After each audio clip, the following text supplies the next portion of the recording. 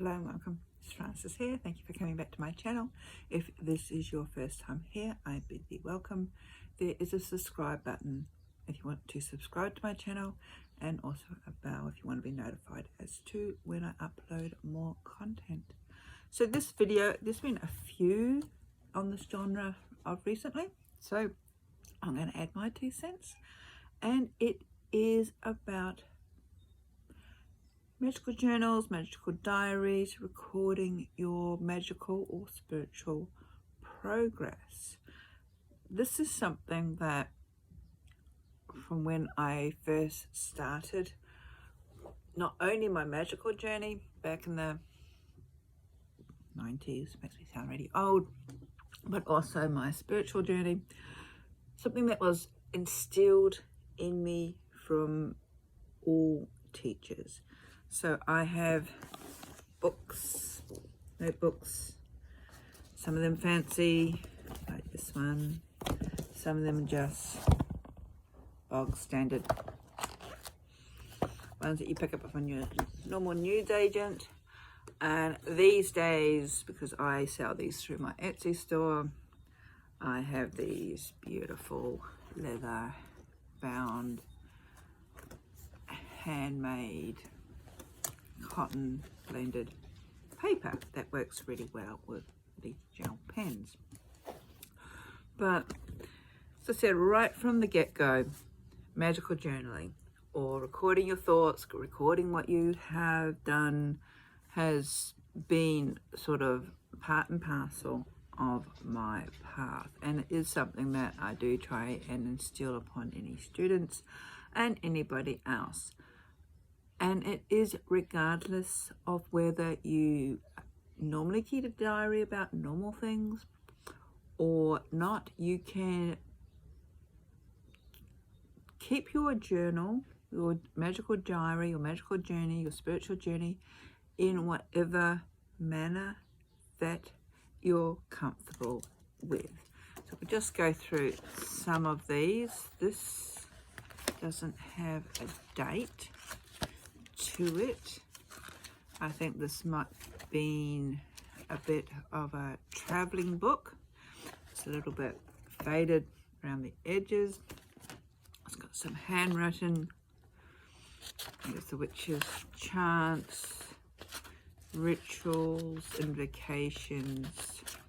So this looks like some people might call it a book of shadows, but I'll call it a working book. My handwriting is rather neat, which is sort of shows up the mess that I have these days. But I've also sellotaped or glued into it passages from other books as well. There's notes on a daily practice, there's notes on circle working, Kabbalah, whole range of things all the way through it.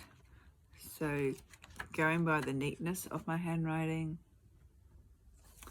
I'd say this will be early 2000s, and also the yellowing of the paper. My, sorry cat, first book is this one, and I actually have the other ones inside because I had 2 of these. One I kept for dreams, and this is more my magical journal. And I know because I've actually dated the first page, and I don't know if you can read it, but 12th of October 1997. And it was a Sunday. It was 3 days after the waxing moon, which was on the 9th. I did some meditation or work for about 40 minutes from 9:10 to 9:50 p.m. I had background music, and then I went into detail as to what I did. Some thoughts I was having, why I did the ritual, and what I felt afterwards. and then it sort of carries on. But also in this book, again, things that I have attended. That's an invite to someone's talk and a write-up as to what I thought about the talk. There's a little information sheet from something that someone's given me, a brochure of another course that I found of interest, some interpretation. So again, a whole range of things. And at the back, someone's done transit and progressions of my astrological chart from 2001 to 2003. So again, a whole collection of information all the way through it, including goals. Interesting.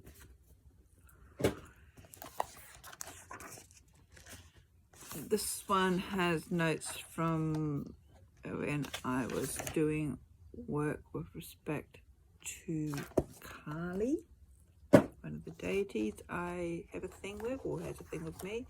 This one's from August 1998, again handwritten. Just notes on readings I've done for people or other people have done for me, courses that I'd found of interest, and a gym membership. Okay, obviously I was manifesting something towards there. This one's a little bit interesting because this has got working diary in the front. This has started in 94. So June 94, again handwritten, and again it's got feathers stuck in it, note pages stuck in it, notes from elsewhere stuck in it, dreams that have been scribbled on other pieces of paper stuck into it, so, and a list of books that I've done reading at the back. And this little one, I pick up these little diaries or books wherever I go that interest me, and this one's actually got lined in it, and I've just got a collection of poetry or chants that I've come across that I like from various sources. So I just wanted to share some of the books that I've been keeping. As I said, more recently I've been moving to these bigger journals, and again I prefer to handwrite, but sometimes when I get charts done or readings done, especially when it comes to astrological readings, I just end up sticking the whole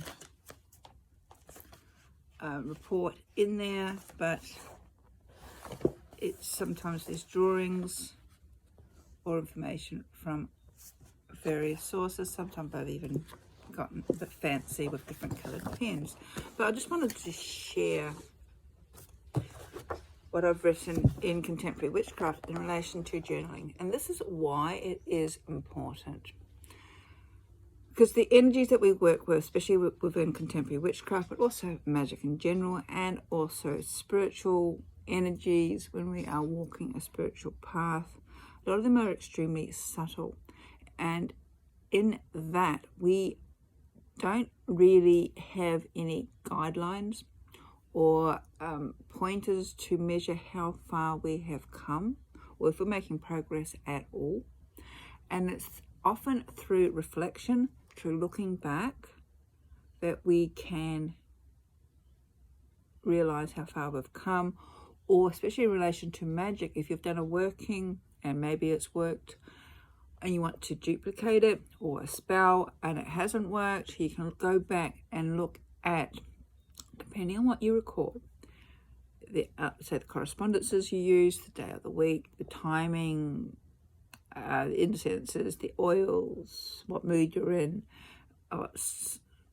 phase of the moon, what astrological happenings are happening around there, what time of the year it is, all these information, you've got a record of that if you record it that way. A lot of mine, I don't record it in that detail, but if I am doing a specific working for myself or someone else, I will make sure that I do list so if it's a spell, the spell ingredients, all the botanicals, all the herbs, all the crystals. If I am creating a sigil, I will actually keep all the draft workings for it, because these books are, I see them, your working magical journals, your magical diaries are your notebooks, and it's from there that you can pull out the information to go into your book of shadows, your grimoire, or whatever you want to call your working book. So this is sort of like your reference book, reference material of how you've done things, and then you can move it into a better book once everything's completed and you've got things on track. So I said it's really good habit to get into. If you're not into writing spells, I'm a writer, I like writing, I have notebooks everywhere and pens everywhere. Dot points. If you're not into doing dot points, then do something that will reflect what you've done. So, and it will actually sort of jog your memory. And that's the whole point. Get into the habit of journaling, of documenting what you've done, what you're feeling, the mood you're in, the mood everybody else is in. If your neighbour, I don't know, decided to have a party halfway through and that's what broke you out of a trance, record all that, because that may impact later on. Dreams you have, sometimes I've kept a separate dream journal, or as I showed in one of those books, it's actually got dreams that I've scribbled down on a piece of paper and stuck into that book. So that is giving me a marker if I'm wanting to look back to see what has happened around that time. So it's often only in hindsight, when we look back to where we once were, to where we are now, that we understand or actually get an accurate grasp on how far we have moved, or discovered aspects of ourselves, or even how our philosophies or perceptions on things may have even changed as well. It really depends on what sort of journal you're keeping or what sort of work you're doing.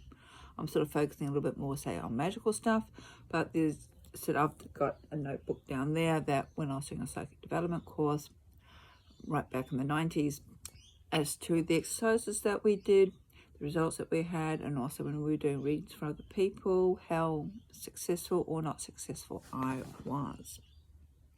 So this is your workbook. Your magical diary, your journal is your workbook, and you can move the information once it's finalized into your grimoire or your book of shadows or whatever you want to call it. Some people also refer to this book as your book of mirrors, because it is reflecting the work that you've done. And it serves several functions. First, it indicates your progress as to the subtle changes that you undergo, because these may not be clear, or may not even remember what you did in hindsight looking back. It can also act as a way to check the effectiveness of the practical magic that you have performed by detailing rituals, spells, writing the results which occurred, and critically relating to them and the causes. Really sort of pull that back. And that's probably one of my biggest criticisms of what you see on TikTok and other forms of social media. Especially you get the little reels of, someone pulls out a little glass vial, gets an incense stick and waves it around, throws some crystals and some botanicals in it, and voila, spell bottle. And it's just like, if it was that easy, we would all be doing that. But it's like, what sort of incense were you using? What phase of the moon? Was the moon in? What day of the week was it? What astrological sign were you working in? Did you actually charge any of the crystals, of the botanicals? If you're just putting water on top of botanicals actually rot after a while. So if you're going to seal it up and you've just put in normal water or moon water, botanicals are still going to rot. If you're wanting something to last, but then you sort of want something that's got alcohol in it, like 100 proof vodka, and that can be a bit difficult to obtain, especially if you're underage. So just be a little bit mindful what you see in these reels, that magic is a little bit, so there's more other levels to it. Anyway, I'm getting off track. Keeping a magical diary also is a perfect and a private place to really get inside your critique, really understand your thought process and your doubts, and you can share all the things that are popping in your head by writing them down. You don't need to disclose it to anybody else, but something magical happens between the head and the pen when you write things down. I don't know if teachers know of this. This is why they give us lines, and it's different between writing, physically writing it down, and say typing. Well, maybe it's just me, but I find I don't retain the information as much if I'm just typing it. But when I sit there and I grab a notebook and I start writing and rewriting things like you do when I'm working out spells or rituals or chants or things like that, even drafts of talks, and not things like this when it's completely off the hand, I retain that information a lot better. So there's that process of and you gain clarity of thought. It also makes you witnessing or responsible to your thought processes, because you are manifesting it into the physical realm. It's no longer up here. You've actually manifested, so it's something you can actually look at. And especially in a lot of spiritual teachings and philosophies, it's that manifestation, bringing something into the physical where you're actually witnessing it, looking at it, seeing it. This is a little bit like why, say, affirmations work better when you're looking at it, when you can see it. This is why vision boards work better when you have created something that's, say, is dream state up here, wishful thinking. You then create a vision board that you can actually look at. And how I do vision boards, then I take a further step, and I do magical workings to really enhance that manifestation. But again, I'm getting off track. So it provides, these books, your journal, your diary, provides a private space for examining and questioning yourself honestly, because no one else is going to see it, without the influence of ego, base, or bias, without doubts and questions, or if they do come in, you can do all the what ifs in your magical diary. You can also outline any of those sort of psyche, shadowy aspects that might be popping through. All those questions can be freely expressed in your magical diary as you're working through things. Writing things down also enables you to express creative insights when they occur.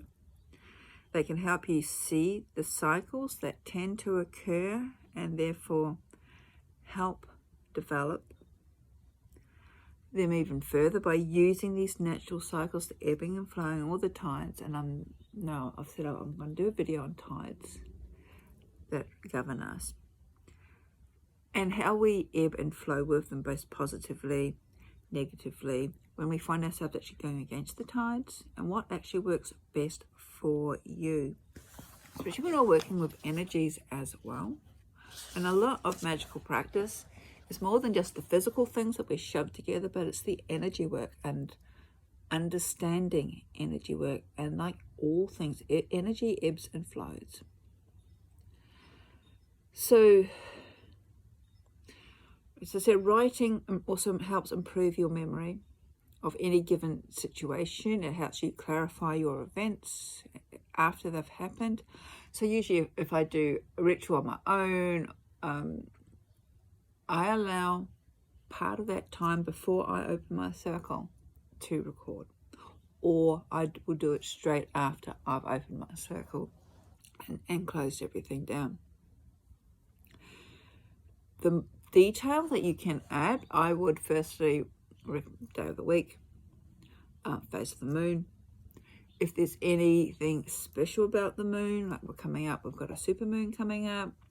If there's special things that you think might affect that energy, like I sort of just done a video on this upcoming moon.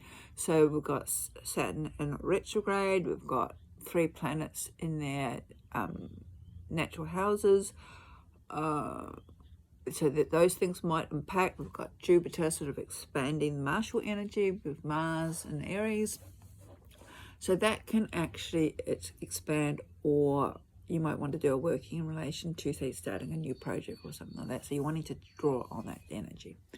If you're using specific correspondences, say you're doing a planetary rite, well then what planet, why you've chosen that planet, if you're working with the planetary hours, if you're using the color correspondences, which tables are you using, because different magical practices sometimes have different color correspondences. I tend to use, I don't know if you see it behind me, there's Ganesh, but no, you can't quite see it.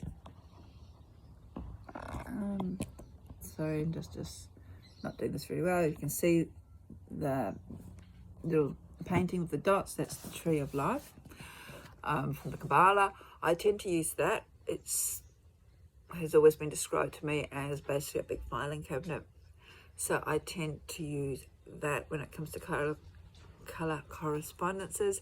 They don't necessarily always align with other correspondences. So if you're going to mix and match, make sure you record what source you're using, even if you're copying someone else's work, where you copied it from. I think that's very important. I know in today's society, anything goes. I'll try not to roll my eyes too much, because that's a bit of a double-edged sword. Yes, anything can go, but you've got to have a foundation first and a little bit of an understanding first of what you're doing before you can have this anything goes, which is technically chaos magic. So, but even within chaos magic or traditional chaos magic, you have to first understand what magic is and what energy is. So it's probably not depends on what sort of person you are, whether you're a beginner or not, and how adventurous you are, shall we say.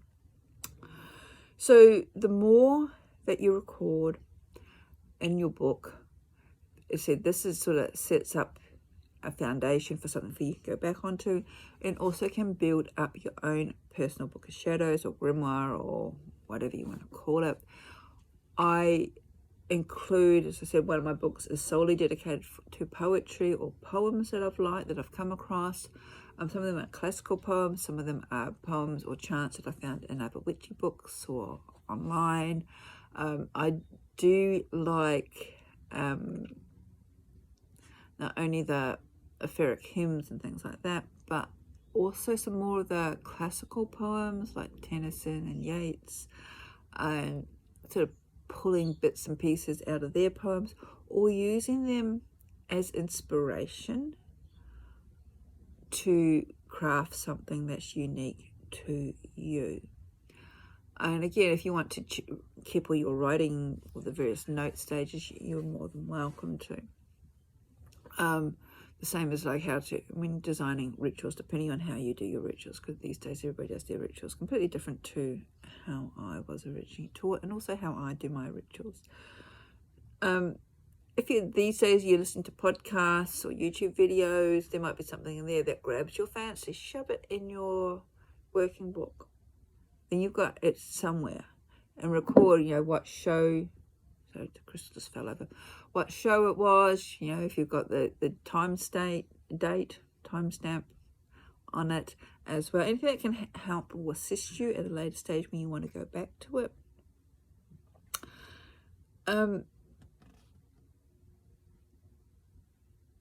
Yeah, I think that's about it. Podcasts, books, YouTube channel, videos. At the end of the day, there's no right or wrong way. We're all different. But so this is something that I've had instilled in me, and it is actually a great reference. And it's actually quite interesting too. I said one of my books goes back to 97, so that's a few years ago. Going back and seeing how very simplistic my work originally was to what I do now, or the focus of why I was doing rituals to what I'm doing now. It's quite interesting seeing how that's changed. Also thoughts that have been going through my head, etc., etc. So I do recommend any book. Grab a notebook. What are these notebooks? These are just, this is just a cheap one from the $2 shop. I got $2.50 shop now these days.